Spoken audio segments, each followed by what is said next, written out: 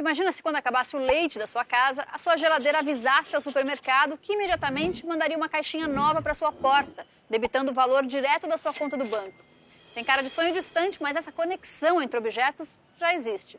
No programa de hoje, a gente vai mostrar como é que a chamada internet das coisas, que no Brasil já conecta quase 150 milhões de objetos e movimenta 4 bilhões de dólares ao ano, vai impactar ainda mais o nosso dia a dia.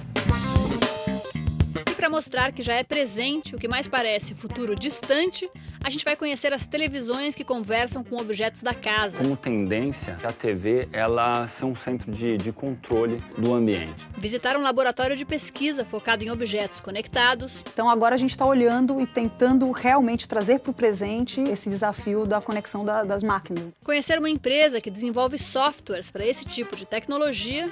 O mercado brasileiro vem crescendo a uma taxa de 15% ao ano há 4 anos. E alguns gadgets que vão facilitar bastante a vida dos consumidores. In terms of the Internet of Medical Things, there's a lot of potential for this industry at large. O Mundo S.A. começa agora.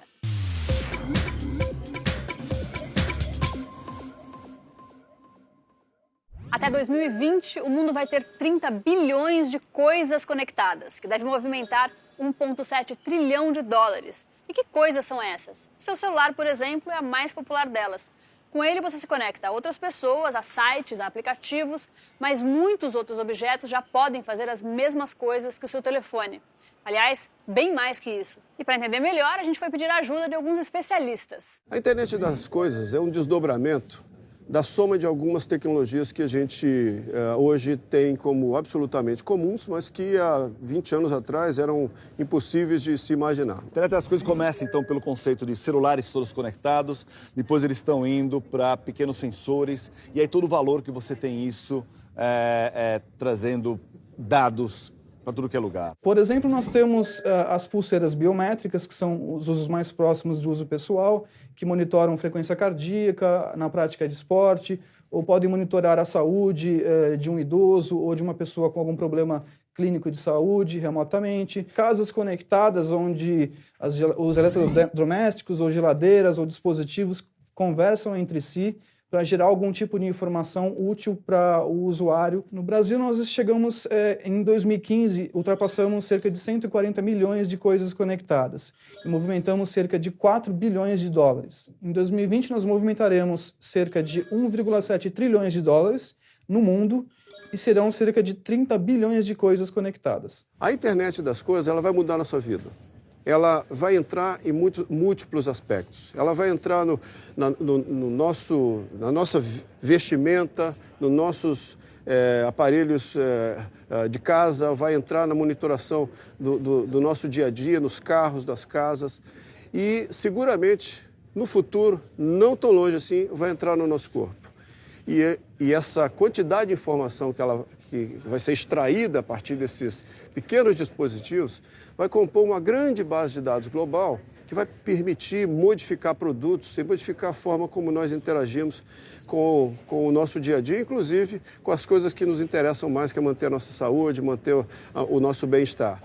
Em 2002, quando o conceito de internet das coisas mal caminhava no Brasil, um empreendedor aqui de São Paulo abriu uma startup para trabalhar com isso. Em 14 anos, ele fez 2 fusões e hoje atende 650 empresas com mais de 250 mil objetos conectados no país. Um chip de celular, igual ao que você tem no seu aparelho, é o que faz os objetos conectados passarem as mais diferentes informações adiante. A Wireless desenvolve a tecnologia que, ligada ao chip, faz as coisas se comunicarem. Agora, Sérgio, pensando para a gente chegar bem próximo do consumidor final, dentro de uma casa, por exemplo, que tipos de objetos que podem estar conectados à internet? Uma cadeira, uma mesa, uma televisão? A primeira coisa que deve ter 1 milhão de casas conectadas no Brasil e já faz tempo na realidade, é a porta. A porta? A porta. O que a porta diz? A porta abre. Se for você que está abrindo, você não tem problema nenhum. Se não for você ou a sua família, você tem um problema. Isso é a segurança das casas. Então, existem painéis de alarmes que estão sendo instalados no Brasil há mais de 10 anos. E essas coisas, elas passaram da porta a sensores na janela, sensores de presença, sensores de movimento. A tal da porta, então, reconhece rostos ou digitais dos moradores para que seja aberta. A área de segurança é um dos maiores mercados para a internet das coisas. Em segundo lugar, vem a conexão de veículos. E a empresa também trabalha com isso. Esses veículos são conectados coletando informações de localização, de condução, de performance e são enviadas para centrais para vários tipos de aplicações diferentes. Eu quero saber se a minha mulher está segura, se ela não foi sequestrada. Se ela foi sequestrada, eu tenho como saber onde ela está. Você vai até o outro extremo, então você tem pedidos farmacêuticos, por exemplo, é uma mercadoria de altíssimo valor agregado, que tem que ser distribuído em farmácias na cidade de São Paulo. Então você tem sistemas que já roteirizam os veículos e garantem que eles vão passar por esses pontos de forma segura. Existem centrais acompanhando os veículos também. Nos últimos 3 anos, a Wireless cresceu em média 60% ao ano e espera faturar mais de 12 milhões de dólares em 2016. Agora, quando a gente fala de internet das coisas, a gente está falando de um nível de intromissão na vida das pessoas enorme, né? Tudo em nossa volta vai começar a colher dados sobre a gente. Qual que é o limite ético desses produtos? O que nós procuramos fazer é proteger essas informações de forma que elas sejam utilizadas de forma ética. Uma das formas para você fazer isso, que as empresas costumam fazer, é tirar a identidade dos usuários e tratar isso de forma massificada. Onde que você acha que a gente pode chegar? Para onde a gente está andando? Quais são os limites da internet das coisas? É uma boa pergunta. A nossa vida vai mudar muito por causa disso. Eu diria mais por causa da inteligência das coisas, da forma como elas se comunicam. Um pouco assustador, né? É bastante assustador. Qual é o conselho que a gente dá para as crianças? Estudem. Porque o que vai ter valor é a capacidade humana de fazer conexões, como nós estamos fazendo agora, e a capacidade humana de criar, de compreender. Será que as máquinas não vão aprender isso também? Elas podem, mas não sei se a gente vai gostar do que elas criarem. Eu ainda prefiro a música feita pelos humanos. Imagina você estar assistindo a um filme na televisão da sua casa. E aí você comenta com alguém que está do seu lado que adora a música da trilha e na mesma hora uma mensagem aparece no seu celular sugerindo que você compre aquela música pela internet. Dá um medo, né? Isso ainda não existe, mas já já vai ser totalmente possível.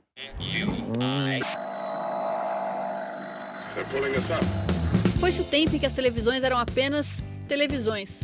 Hoje, você baixa aplicativos da internet e assiste ao que quiser, na hora em que quiser. É o chamado conteúdo on demand, que chega na sua casa pelo aparelho de televisão, mas a partir de aplicativos. E já são mais de 700 aplicativos disponíveis no mercado.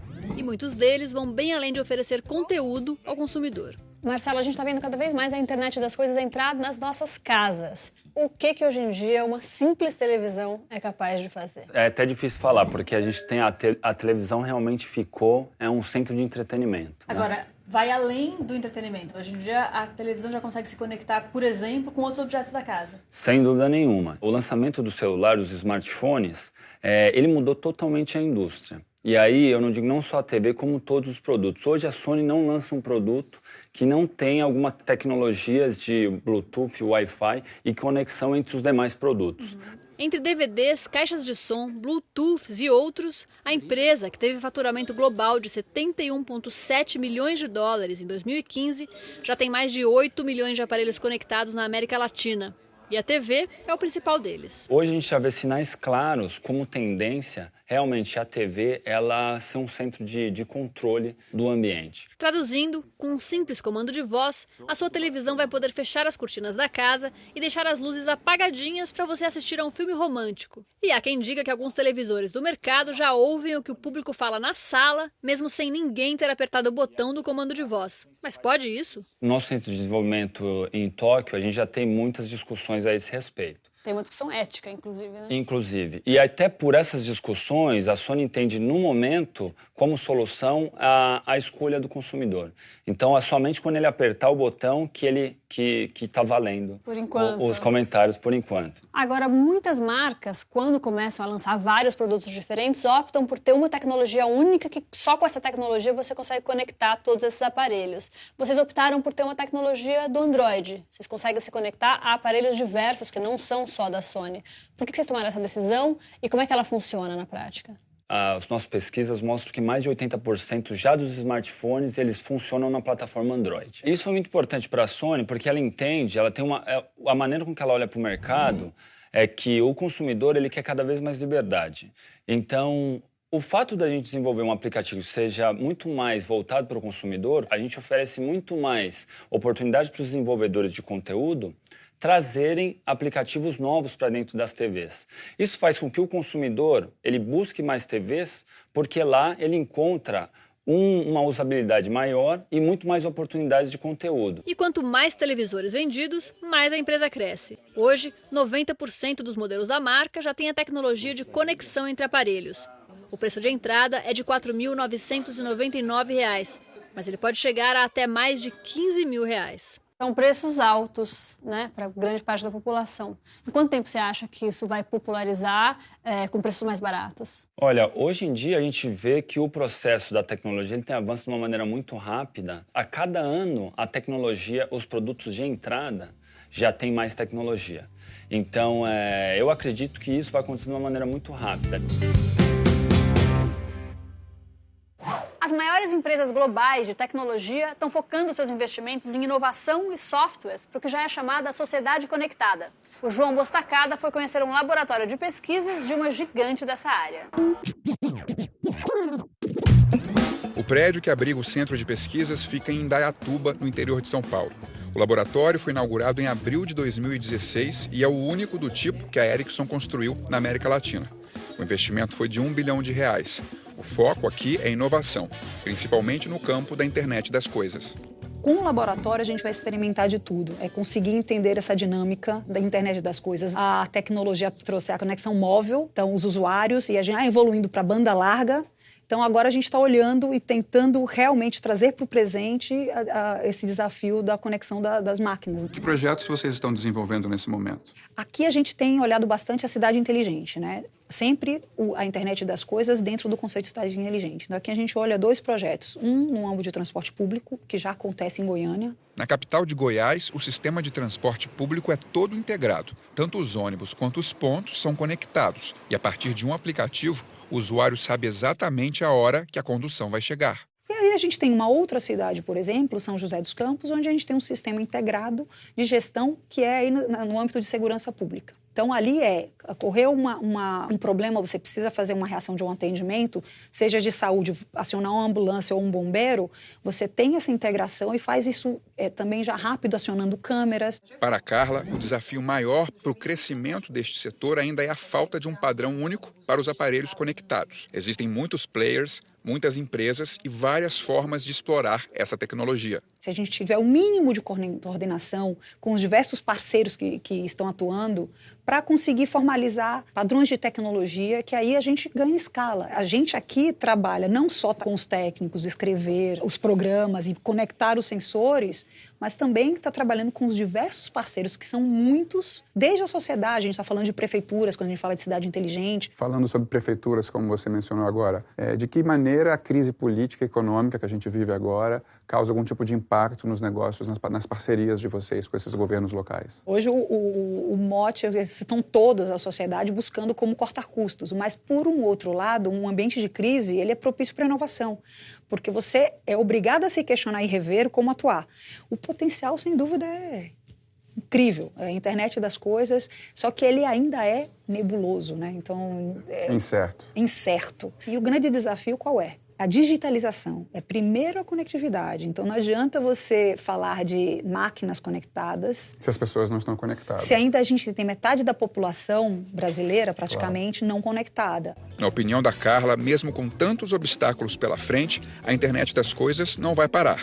As pesquisas vão continuar avançando e tanto a indústria quanto o consumidor vão sentir cada vez mais os efeitos dessa transformação. A gente falou de televisão, geladeira e telefone. Em Londres, uma feira de negócios e discussões sobre casas conectadas traz novidades bem inusitadas a esse mercado. A Ana Carolina Bar foi lá conhecer.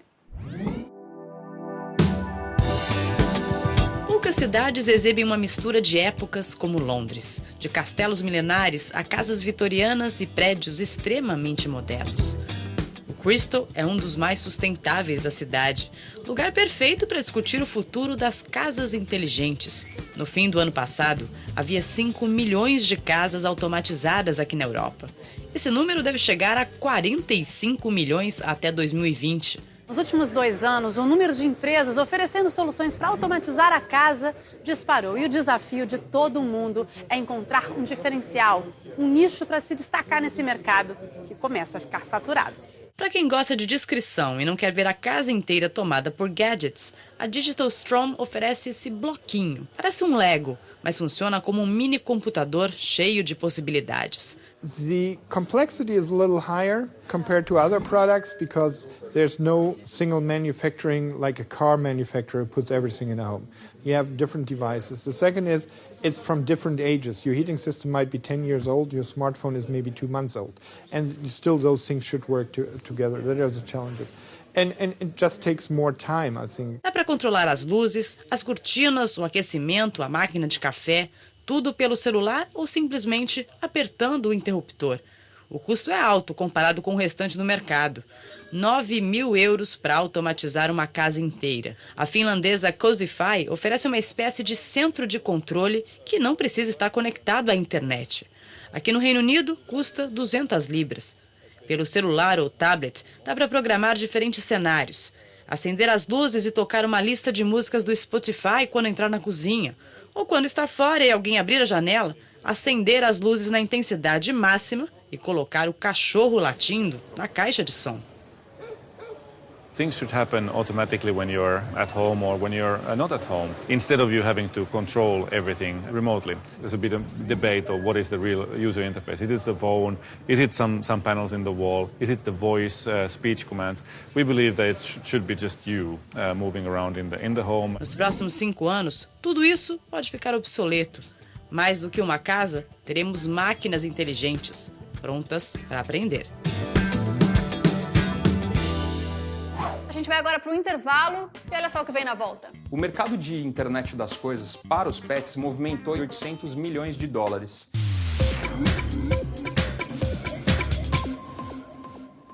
O Mundo S.A. de hoje desvenda a chamada internet das coisas, traduzindo os objetos conectados.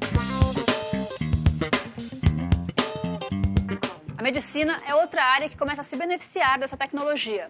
Lá em Nova York, a Carolina Cimenti foi conhecer os criadores de mais um sonho de consumo. Uma caixinha de remédios que te lembra de tomar as pílulas na hora certa do dia.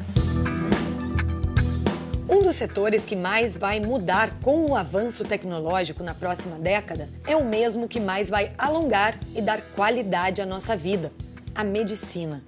As possibilidades de uso de eletrônicos e internet para ajudarem o corpo a combaterem doenças são tantas que já tem até uma expressão específica para essa indústria. We think we're in the earliest days of not only the Internet of Things, but the Internet of Medical Things. There's just so much potential for these technologies to improve human health. Josh Stein sabe o que está falando. Ele estudou administração e sonhava em trabalhar no setor de tecnologia. Mas com pai e mãe médicos, sempre teve acesso ao mundo dos hospitais. Não demorou muito para notar uma reclamação comum deles. Muitos pacientes simplesmente esquecem de tomar os remédios e acabam abandonando o tratamento. It's an enormous problem. In the US each year, $300 billion in losses are attributed to the issue of patients not taking their medication. 125,000 premature deaths as well. So it's just an enormous problem in size and scope. E o problema não é só para os pacientes. O custo dessa decisão atinge virtualmente todo mundo. Conforme os doentes abandonam o tratamento, o fluxo de pacientes nas emergências hospitalares aumenta em 17%. Foi pensando nisso que Josh e os sócios dele desenvolveram uma embalagem de remédios que chama a atenção do paciente quando ele esquece de tomar uma dose. Inside of this bottle, you'd find the same technology that you'd find inside of any standard cell phone. It just means that no matter where this bottle goes, literally anywhere around the globe, it's sending us data 24/7 in real time. Just streams of data telling us when and if patients have taken their meds. If the system notices a discrepancy, the bottle can light up, the bottle can play a song, we can do text messages, phone calls, and even more than that as well. Josh começou a desenvolver o produto em 2011. Desde então, já investiu 2,5 milhões de dólares em tecnologia. Segundo o jornal Financial Times, em 2014 a empresa recebeu 2,4 milhões de dólares de investidores externos. Os sócios afirmam que desde que foi criada a empresa, a receita cresce cerca de 300% ao ano. In terms of the Internet of Medical Things, there's a lot of potential for this industry at large. What we like to say is, the human body, it gives off billions of data points each day. And really, none of these are being collected today. So there are lots of amazing technologies that are out there. A embalagem ainda não está sendo comercializada, mas já está sendo testada nesse hospital aqui em Nova York por 35 pacientes que têm HIV. A médica responsável pelo teste diz que os resultados finais ainda não estão disponíveis, mas já nota uma melhora no tratamento. They have an ideal time when they want to take their medications, which is not realistic for their lifestyle. So they may say, I'm going to take my medications at 7 a.m. every morning, but they often don't wake up till 9 a.m. And then they completely forget to take their medications. And the majority of people on this study don't have a reminder system. O custo é parecido com o de um telefone celular simples, mais uma mensalidade baratinha. Mas não é o paciente que vai ter que botar a mão no bolso. Patients don't pay for this. What we do is we partner with healthcare companies. Faz sentido. Quanto menos doses os pacientes esquecerem, mais remédios as empresas farmacêuticas vão vender. O Brasil tem a segunda maior população de pets do mundo. Só fica atrás dos Estados Unidos. E para ninguém correr o risco de perder o seu por aí, uma empresa criou um rastreador que, a partir de um aplicativo, mostra onde seu animal de estimação está. O Thiago é um dos sócios da Mark Systems, uma empresa de tecnologia que tem investido no segmento de dispositivos ligados à internet das coisas.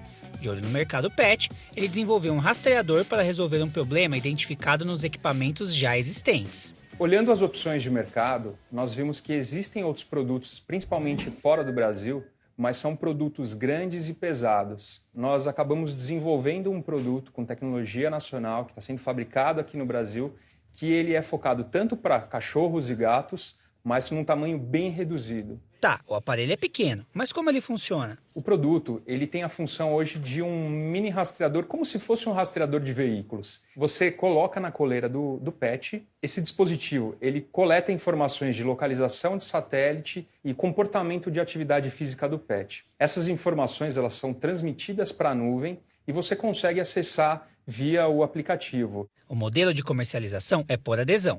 O cliente adquire o aparelho por R$ 479 e paga uma mensalidade a partir de R$ 39,90, que inclui, além do serviço de localização, descontos em pet shops, até parcerias com plano de saúde para os bichinhos. E para mostrar como o gadget funciona na prática, a gente vai levar a Millie, a mascote, aqui, para dar uma voltinha na Avenida Paulista. Enquanto a gente está andando aqui, lá em cima na série, a gente consegue ver o trajeto que ela fez, né? Exatamente. Tudo online, via computador, tablet ou smartphone. O mercado de internet das coisas para os pets movimentou em 2014 algo em torno de 800 milhões de dólares. E a expectativa é que até 2020 esse número venha a triplicar em questões de faturamento. A Mark Systems hoje, ela já está vendendo o produto, né, direto no site. E agora a gente está assinando um contrato com uma grande operadora que deve consumir até o final de 2016, início de 2017, algo em torno de 20 mil dispositivos. Então é um indicador que existe uma demanda, porque 20 mil produtos num mercado de 44 milhões de pets ainda é um percentual muito pequeno. Me desculpem a intimidade, mas eu vou usar uma frase do meu pai para fechar esse episódio. Depois de assistir a muitos programas, ele me ligou e disse: filha, esse mundo SA é assustador. E ele tem razão. Todas essas inovações que a gente fala aqui são mesmo assustadoras e o programa de hoje eu acho que é o mais assustador que a gente já fez, porque a tecnologia está andando cada vez mais rápido. Mas é muito legal também observar quantos negócios e mercados muito bem-vindos estão aparecendo justamente por causa dela. O Mundo SA de hoje fica por aqui, a gente volta na próxima semana com mais histórias de mercados e empresas que viraram tendência. Tchau!